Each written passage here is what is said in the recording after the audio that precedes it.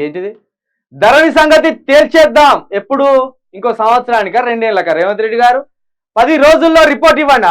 గొప్ప పనే చేస్తాండ ఇప్పుడు 10 రోజుల్లో అంట ఈ లెక్క పెట్టుకోవాలి.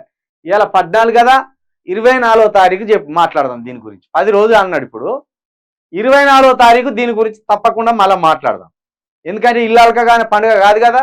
చెప్పిండు 10 రోజులలో తెరవండి అన్నాడు. ఇప్పుడు 10 రోజులలో 5 రోజులు లేదో చూద్దాం. రెవెన్యూ ఆఫీసర్లకు సీఎం రేవంత్ రెడ్డి ఆదేశం. గత ప్రభుత్వం లేని సమస్యలు తెచ్చి రైతులపై మోపింది.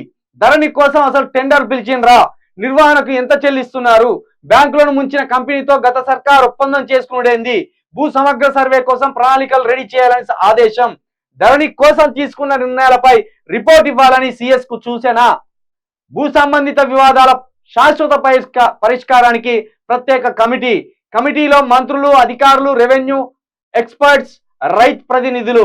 కమిటీలో ఎవడున్నా అంతా మీ వాళ్ళే ఉంటారు. ఇక మీరు మాట్లాడుకొని మీరు ఏం చేస్తారో మీరు ఒకటే అవుతారు.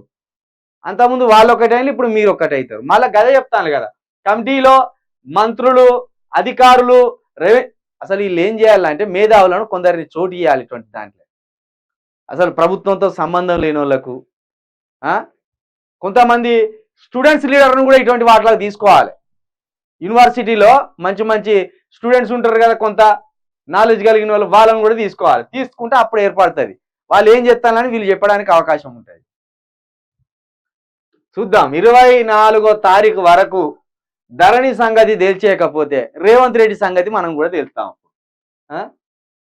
చూద్దాం అయ్యో.